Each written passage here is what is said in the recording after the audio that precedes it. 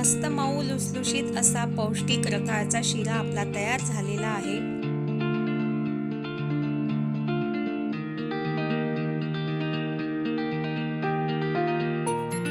नमस्कार, मी प्रतिमा's किचन मध्ये आपल्या सर्वांचं खूप खूप स्वागत।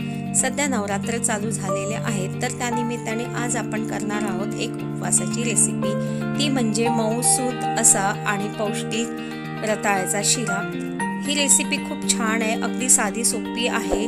पण अजूनपर्यंत तुम्ही माझ्या चॅनलला लाईक आणि सबस्क्राईब केलं नसेल तर नक्की करा। चला तर रेसिपीला सुरुवात करूया। इथे सर्वात आधी मी रताळ्याचा शिरा करण्यासाठी अर्धा किलो रताळी घेतलेली आहे। ती स्वच्छ पाण्याने धुवून घेतलेली आहे आणि आता या रताळ्याचे आपल्याला टोकं काढून घ्यायचे आहेत आणि 2 ते 3 असे प्रत्येक रताळ्याचे काप करून घ्यायचे आहेत।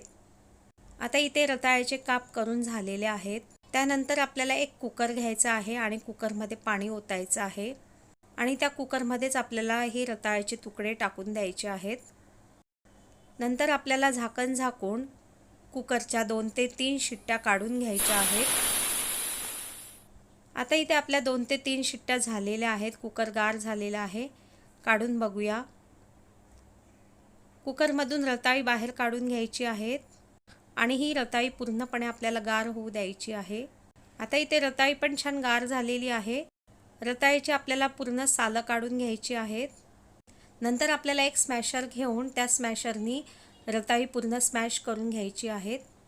मग आपल्याला गॅस पेटवून त्याच्यावरती एक कढई ठेवायची आहे आणि कढईमध्ये आपल्याला पोहे खायच्या चमच्याने 2 चमचे साजूक तूप घालायचं आहे। तूप छान गरम झालेलं आहे। त्यानंतर मी इथे काजू बदामाचे काही तुकडे घेतलेले आहेत। ते तुकडे आपल्याला मंद गॅसवरती तुपामध्ये 1 ते 2 मिनिट परतून घ्यायचे आहेत। आता काजू बदाम पण आपले खरपूस भाजून झालेले आहेत, ते काढून घ्यायचे आहेत आणि त्याच कढईमध्ये परत 1 ते 2 चमचे आपल्याला साजूक तूप टाकायचं आहे आणि स्मॅश केलेले रताळे टाकायचे आहेत आणि आता स्मॅश केलेले रताळे पूर्ण आपल्याला तुपामध्ये मंद गॅसवरती खरपूस भाजून घ्यायचे आहे। साधारणपणे आपल्याला 5 ते 7 मिनिट हे छान मंद गॅसवरतीच भाजून घ्यायचं आहे। तुम्ही इथे बघू शकता की रताळे छान अशी मऊ झालेले आहेत। इथे छान तुपामध्ये 5 ते 7 मिनिट आपण रताळी भाजून घेतलेली आहे।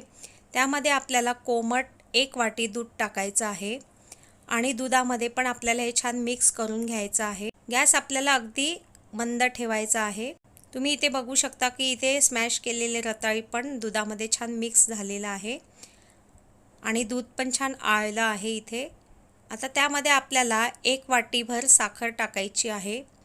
साखरेचं प्रमाण तुम्ही तुमच्या आवडीनुसार कमी जास्त घेऊ शकता, पण मुळातच रताळ्याला गोडसरपणा असतो, त्यामुळे साखरेचं प्रमाण जरा कमी घेतलं तरी पण छान लागतो। आता साखर टाकून पण आपल्याला छान मिक्स करून घ्यायचं आहे।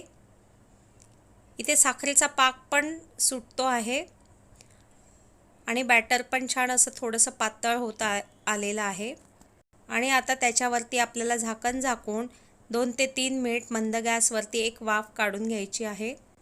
इथे 2 ते 3 मिनिट झालेले आहे। आपण झाकण उघडून बघूया। तुम्ही इथे बघू शकता की रताळ्याचा शिरा मस्तपैकी असा होतो आहे आणि त्याला कलर पण सुरेख येत आहे। हलकासा असा पिवळसरपणा आलेला आहे आणि शिरा पण कढईमधून असा सुटतो आहे। त्यानंतर आपल्याला इथे 4 ते 5 केशरच्या काड्या टाकायच्या आहेत। तुमच्याकडे असेल तर टाकू शकता, नाही टाकल्या तरी चालेल। नंतर आपल्याला अर्धा चमचा वेलची पावडर आणि तुपामध्ये भाजून घेतलेले ड्रायफ्रूट्सचे तुकडे टाकायचे आहेत आणि आता हे सगळं आपल्याला मिक्स करून घ्यायचं आहे। इथे आपला रताळ्याचा शिरा झालेला आहे। गॅस बंद करून घेऊया।